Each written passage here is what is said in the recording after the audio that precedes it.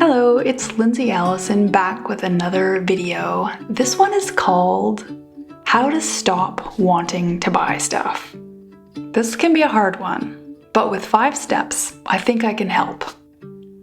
A sudden desire to buy can come up at any time, day or night, rain or shine, or snow. It often comes along with great excitement and a feeling like, I've got to do it now or I'll miss my chance. And then we might imagine ourselves in possession of the item. How fulfilled it will make us, or how we'll be seen by our peers and strangers alike when it's ours. All of these intense, sudden feelings may just be a sign to wait. Oh my! Ooh.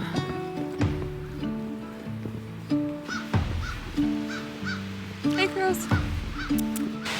A perfect time to take a breath and think it through, and to ask ourselves if we should actually get it now.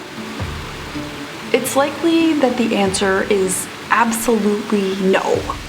When an urge or feeling comes up with shocking gusto, unless it is an actual, genuine emergency, it's likely that a little time to relax into the idea and time to think it through gently is the absolute best decision. In our society, where seeing advertisements is often more common than seeing a tree or a pond, it can be hard to keep ourselves grounded when a prospective new purchase comes up. Our sensitivity to excitement and our desire for more stuff has gotten off kilter. Things have changed, and we have changed in response. Treating the act of making a purchase flippantly and with little to no respect for what it is changing us in ways that makes true contentment a harder thing to recognize and to productively seek out and find. We've forgotten that it is the smallest feelings and experiences where the poetry in our life has the opportunity to sing to us, because the harshness of selling has drowned that beauty. And so it has made it so much harder for us to recognize, or even to desire that gentle and genuine beauty when we see it.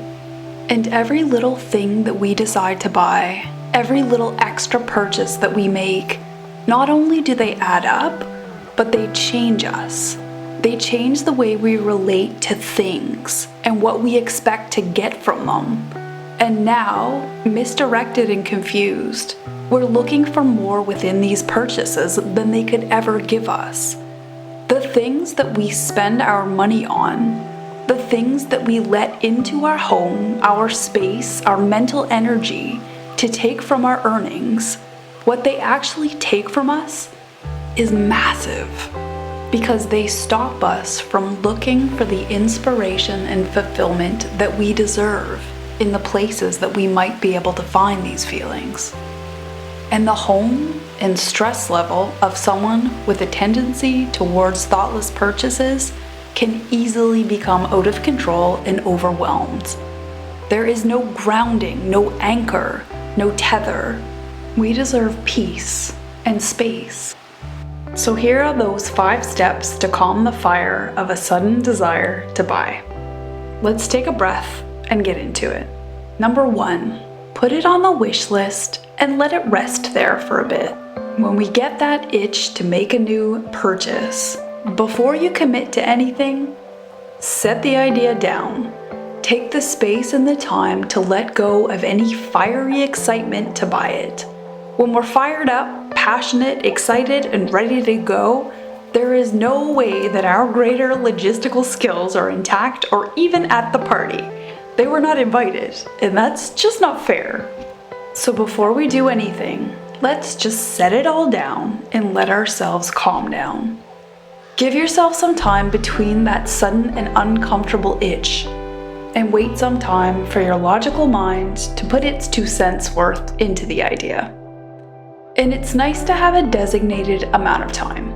Maybe you wait 2 weeks, it could be a month, and truth be told, 24 hours is a great thing too. Write the desire on the list and let it and yourself relax. You're not going to miss anything. Just breathe. You're fabulous without it, and there's no hurry. Number 2, go exploring in your own lost treasures for things that might be better. When that sudden desire to buy comes calling, it's easy to forget that you might have anything that might just work as good or maybe even better when you're in this state. So once you've got it on the list, get your creativity going. Imagine that there's no option to buy, even if there is. This step works best if you really commit to the idea that it's not an option. So suppose there is absolutely no hope for you to get it. What can you do or use instead? Now step into your possessions and rediscover some old gems. Maybe you have something that's actually better than this fancy new thing that's getting all the attention. And the truth is, possessions get more respectable and special the longer that they have served us. Number 3, remember all the work that they're doing to get you to buy it. So, from the moment that you get a look and become enamored by this sweet, new, fancy item, an astounding amount of behind-the-scenes work has been going on to get you here. The science and the business of advertising is conniving and slick, and the work that they are doing to get us craving something new is worth thinking about. Nothing is just a whim or a fancy. It's hard work getting us to lose our senses or better judgment over this item. Also, take note of the power of the idea of things being on sale has over us. If we didn't actually need the item and we weren't intending to buy it before we saw it was on sale, it just doesn't count as a good deal. Number 4, imagine the item in question in 6 months. We're not buying this item in a perpetual new state. The pretty pictures on the website of this item looking fresh and new is not the true picture of our purchase once it's in our possession. It may be delivered to you closer to looking like that, but that moment is fleeting. And once the shine and sheen is dusted away by reality and general use, the item will just be a thing.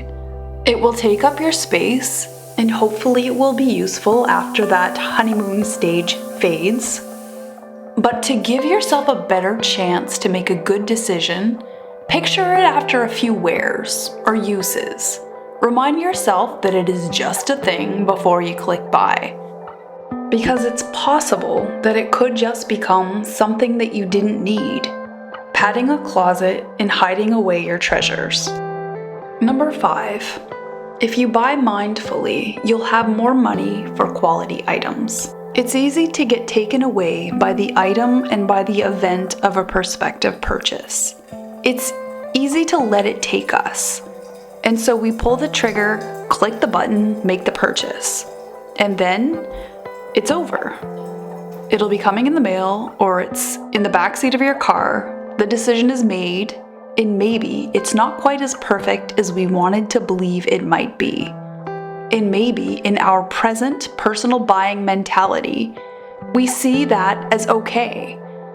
Because likely, we'll come across something that we like better soon.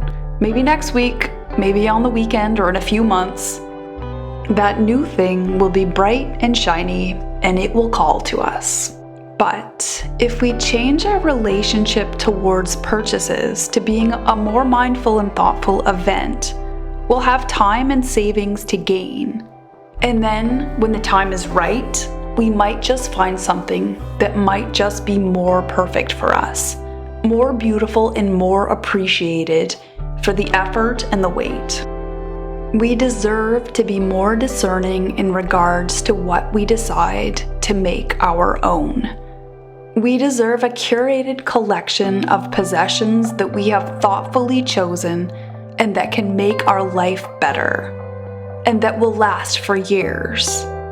And if we live in this way, we will likely have more money to spend on each of our treasures respectively. And that's it. That's the 5. It's easy to get taken away by a sudden desire to buy. But it's almost always worth it to take that breath in a moment to decide if this purchase will really serve us in our future.